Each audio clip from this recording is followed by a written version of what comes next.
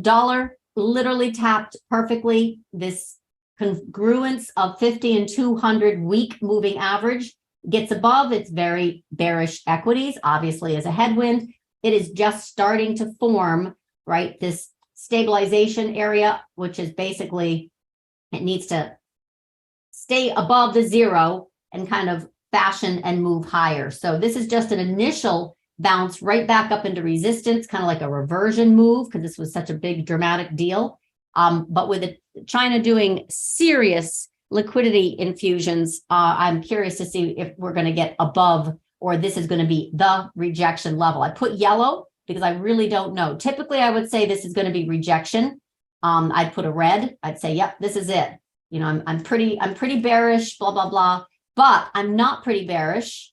Normally, I would say that's a really great place for a pullback in the dollar, but because of all my other intermarket and because of how the technical indicators that I have for the dollar and bonds and stocks and the rest, they're showing me that we have actually a pretty good chance it's going to jump the shark.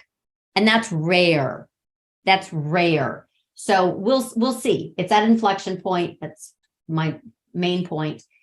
And I still see bonds just digesting sideways, but there's still a risk of continued rollover. So we still have to get dollar above. It was 105.30 was one level. Now it really is just 106. So now that we've tagged that 105.30, we just need to get above 106. No, 105.66. Let's just say that. All right. So I know it's a little messy, but these were the monthly. This was the monthly. This is a weekly, and these are the daily. And I'm just trying to see if we can get back above this high of 105.66. Trying to get above this Keltner and 4%. So we're going to watch yields in dollar because we're getting there. We're getting there. This could be, you know, our little poof. Poof, you're it. All right, so we don't really have any really solid, exciting dump here in the market until we get above 3.997. We hit 3.998. That's the level I'm looking to get above right here. That's quarterly resistance. We got up, we pulled back, we broke above, we stabilized. Bank of Japan, Swiss National Bank, Fed, Treasury, and PBOC China came in and made sure that it did not go any higher than 4.33. We rolled over, and now we're right back up into this resistance level. Look at TLT. It's done, hanging on by its fingernails. It wants to just drop down to this next lower level, catch its breath. Look at that quarter to quarter, 200-day tag perfectly. We're right up to that 3.997. The suspense. Bonds look terrible, but we're at 4%. 4% 10-year is usually where he gets some intervention. All right, so why is the Starbucks CEO testifying? I missed that. We definitely have yields, right? But we're right at resistance, exactly at resistance. 3.997 is literally quarterly resistance. You can see prior, we got to get above. We need energy to get above, and it looks very bullish, but we need to push through and honestly trigger volatility. And because of a weak dollar today, for sure. So this is, if you're in UUP, here's what you're looking for.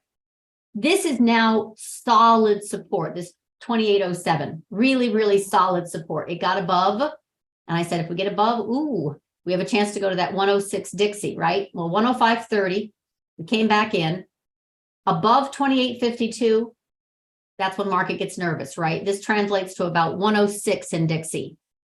We do not have volatility because they're in rotation mode. They're all in reflation trades. Reflation trades are metals and mining, energy, even banks, you know, is a reflation trade on higher yields. And most importantly, because of China PMIs, this is temporary, but they have had some massive liquidity injections, and they're basically pulling yields higher because this is inflationary, and the inflation is pulling yields higher and commodities with it. So we have higher yields, but that's going to be a headwind pretty soon.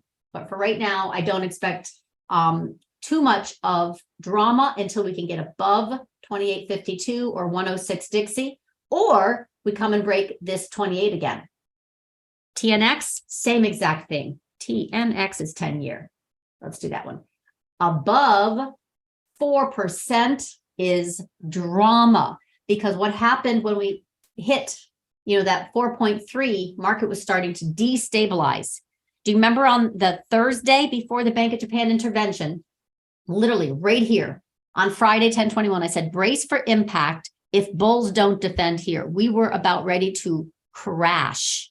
And then the next day, Bank of Japan came in, Swiss National Bank dollar swaps, etc., PBOC on the following Monday, etc. The point is, we get back above 4.33 in the 10-year, we're going to have either intervention or a sell-off, strong sell-off.